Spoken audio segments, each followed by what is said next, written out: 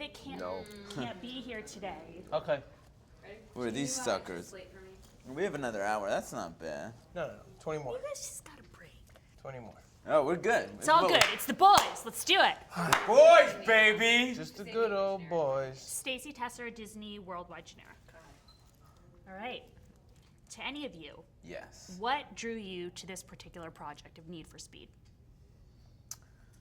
I would say the people behind it, from Scott Waugh, who directed Act of Valor. You knew you were gonna get that feeling of a different type of car movie or a throwback with some new stuff that was going on, and Spielberg was behind it, and and John Gatins, who had and George Gatins, and John had written the film Flight that was nominated for an Academy Award. So you knew they were down to make something special.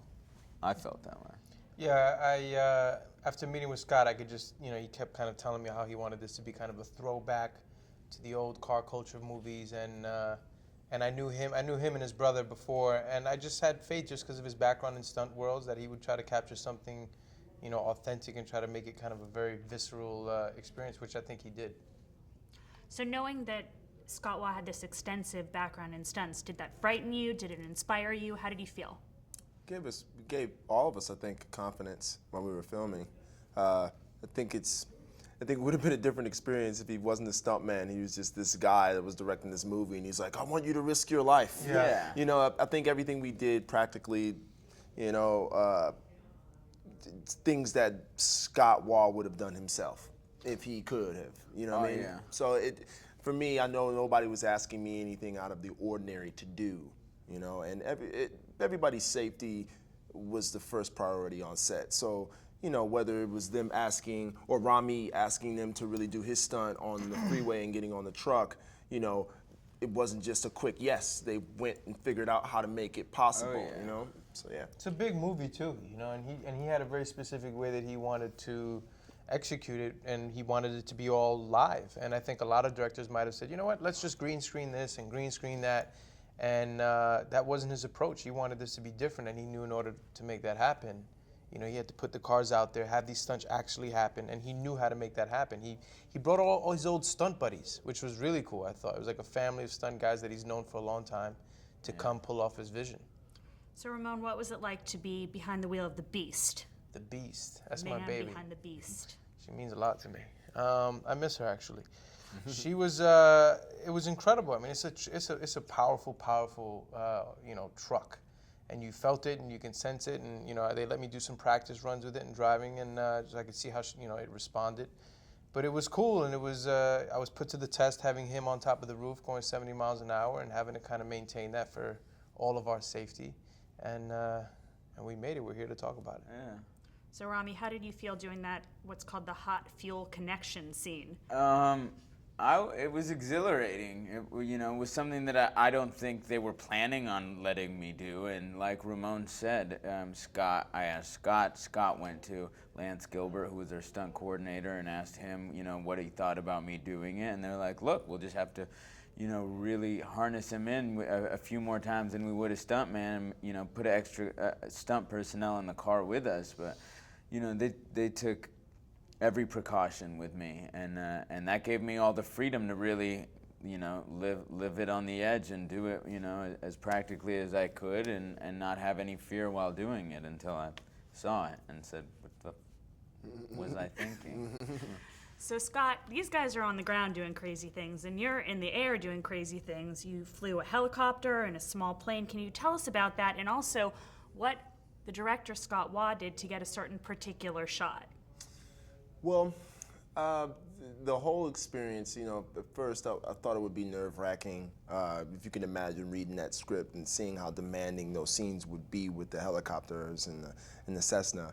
But like we just said, working with Scott Waugh, I mean, whatever nervousness I had before I walked on set went away instantly when I talked to him.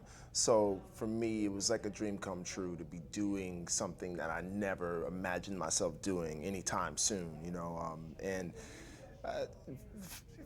the one day Scott did something super extraordinary was the shoot in Detroit, where I pop up on Toby and Julia in Detroit at street level, and I've stolen the news helicopter. And in order to get the shot where I'm looking over my shoulder and I'm delivering my lines about, how crazy hot is your passenger, Scott wanted the over the shoulder shot, and the only way to get it was to leave the door of the helicopter open, have him harnessed and strapped in, hanging kind of out of the helicopter, holding the camera, right? So we did this about 7 to 8 times, and we didn't land, not once. So we kind of just, we would do the shot, and then we would, yeah, dude, it was crazy. And we were just chilling in the air, and Scott's just up there, and like, I was half in the scene, half out, because I was fearful for him, because I've never seen anything like that. I've never seen someone so dedicated. And so yeah, I think, and that was like in the middle of shooting, seeing Scott do that though, whatever I needed to do after that scene, whether it was the Utah stuff, and it just really, really even boosted the confidence even more. So it seems like the Marshall Motors guys have great camaraderie. It seems like you have great camaraderie as well. Did that really translate easily on screen? Can you talk about getting to know each other and working together?